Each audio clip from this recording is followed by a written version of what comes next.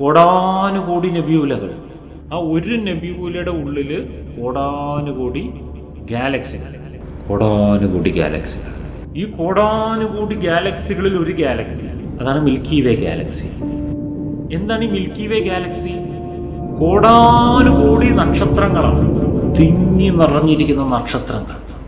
അങ്ങനെയുള്ള കോടാനുകോടി നക്ഷത്രങ്ങളിൽ ഒരു നക്ഷത്രത്തിന്റെ പേരാണ് സൺ, സൂര്യൻ. കോടിക്കണക്കിന് നക്ഷത്രങ്ങളിൽ ഒരു നക്ഷത്രമാണ് സൂര്യൻ. ഈ സൂര്യന് ചുറ്റും കുറച്ച് പൊടിപടലങ്ങൾ വട്ടം കറങ്ങുന്നുണ്ട്. അതിൽ ഒരു പൊടിപടലത്തിന്റെ പേരാണ് ഭൂമി. ആ ഭൂമിയിൽ 7 സ്ഥലത്ത്, ഫുള്ളത് വെള്ളമാണ്, 7 സ്ഥലത്ത് ഇങ്ങനെ ചെറുതായിട്ട് ഇങ്ങനെ മണ്ണ് കാണാം. 1/3 ഭാഗത്ത് ഇതിനെ വൻകര എന്ന് പറയും. ഏഷ്യ വൻകരയിൽ, ഏഷ്യ വൻകരയുടെ ഒരു മൂലയിൽ ചെറിയൊരു കുനിപ്പുണ്ട്, അതിന് ഇന്ത്യ എന്ന് പറയും.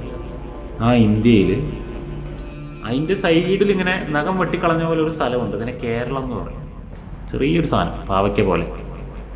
അതിനകത്ത് ഏതോ ഒരു ജില്ലയിൽ, ഏതോ ഒരു ഗ്രാമത്തിൽ, ഏതോ ഒരു പഞ്ചായത്തിൽ, ഏതോ ഒരു വാർഡിൽ ഒരു 25 സെൻറ്റ് സ്ഥലത്ത് കുറച്ച് വലിയൊരു വീടും പണിതിട്ട് ഞെളിഞ്ഞിട്ട് ഇരുന്നിട്ട് ഇങ്ങനെ അഹങ്കരിക്കുക.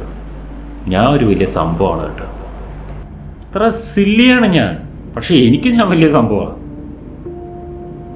അത് കുറച്ച് നേരം ഉപേക്ഷിക്കുക, ആ തോന്നലിനെ അങ്ങോട്ട് ഉപേക്ഷിക്കുക. അതിനെയാണ് the law of divine oneness എന്ന് പറയുന്നത്. എന്നിട്ട് ഞാൻ ഈ പ്രപഞ്ചത്തിൻ്റെ ഒരു കോശം മാത്രമാണെന്നുള്ള ബോധത്തിലിരിക്കുക. That is the law of divine oneness. ഈ അവബോധം വർദ്ധിപ്പിക്കുന്ന വ്യക്തിക്ക് സമാധാനം വളരെയധികം ഉണ്ടായിരിക്കും.